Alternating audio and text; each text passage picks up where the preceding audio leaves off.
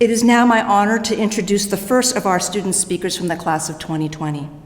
Our undergraduate speaker for today's celebration is Fatima Huda Sheikh, who is graduating from our Education, Communities, and Organizations program, or ECO. Fatima is a leader on campus and in the community, with a focus on opening doors of knowledge and possibilities to people from all backgrounds.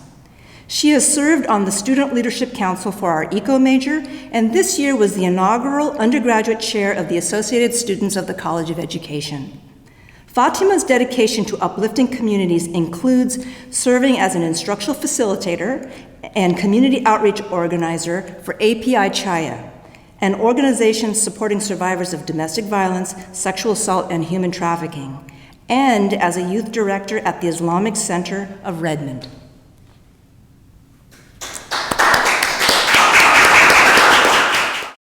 Thank you, Dean, for that wonderful introduction. Before I get into my speech, I'd like to extend a word of thanks to our teachers who have thoughtfully created curriculums, setting up classrooms to encourage inquiry and dialogue, as well as our faculty and staff who have supported our social and emotional learning, helping to establish excellent values that we can take and act on in the future. Your presence has had an enormous positive impact, and I know that I, along with many others, will miss you all dearly. Class of 2020, families, friends, students, alumni, and our wonderful communities. They say that absence makes the heart grow fonder. As a student at the College of Education for the past 3 years, not having attended classes in person for the last 3 months has definitely made me miss our beloved campus.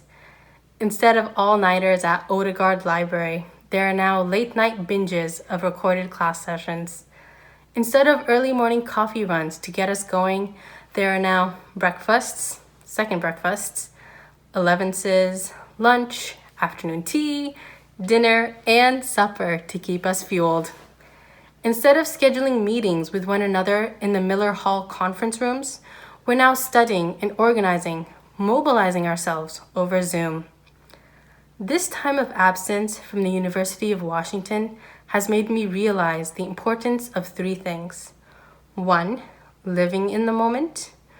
2, recognizing the value of our education. And 3, taking action now. One of my favorite quotes from the Japanese animation studio, Studio Ghibli, is, "The wind is rising, we must try to live." Living in the moment is important to us, now more than ever.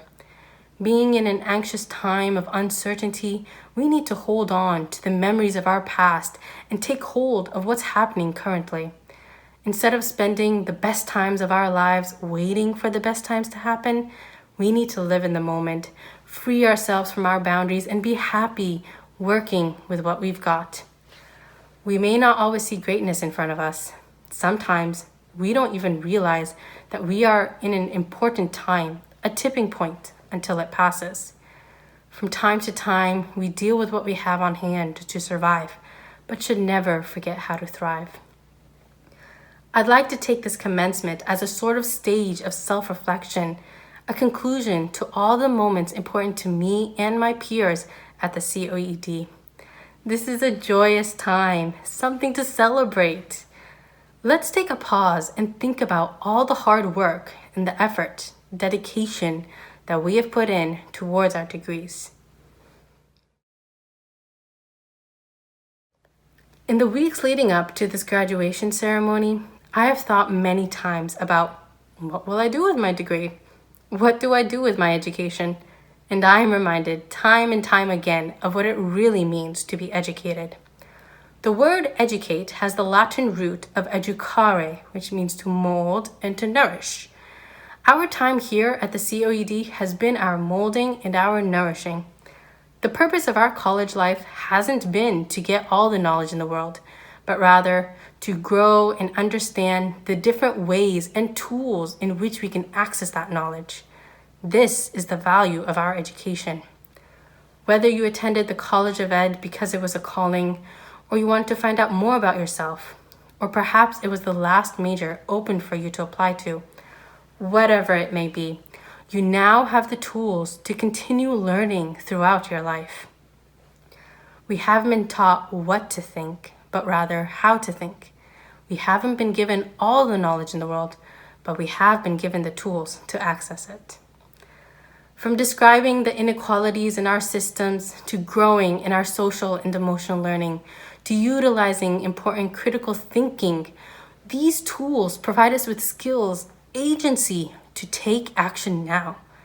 Our actions, no matter how small, have an impact.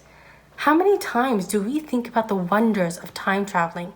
When someone talks about time traveling, they get excited about radically changing the present by making a small change in the past. But barely anyone talks about in the present how we can radically change the future by doing something small now. The protests and calls for justice right now may seem like one moment out of many, but they are really reflections of a larger broken system. We need to recognize the failures in our institutions that have led to this point and utilize the educational tools available to us in answer. Terrence Floyd, the brother of George Floyd, has said, "Educate yourselves and vote." That's how we get through this. This is not the time to stay silent. I urge you all, I urge our educators. We are all graduating, looking for the next thing to do in this uncertain time. Go out and do anti-racism work. That's where you'll find your certainty. That's where you'll find your steadiness. Educational justice is both individual and community work. It's breaking down barriers in our institutions and uplifting marginalized voices and spaces. You can simultaneously be appreciative for your education and critique it. We as individuals have gotten so far, done so much to be proud of. At the same time, we recognize that our success is a community success. We are hopeful for the future because of the people who have shaped it. I'd like to give a shout out to all the minority and marginalized students on campus, from the first generation college students to those on financial aid, caregivers, DACA students, and the brown and black communities. As educators, we can sometimes feel that the challenges we face are faced by us alone. However, our experiences in learning have led us to build a community of inspiring families, friends, students, teachers who are there to support, share, and show up on our path to success. Finally, I'd like to share with you some verses of the Quran which inspire me, and I hope will inspire you too.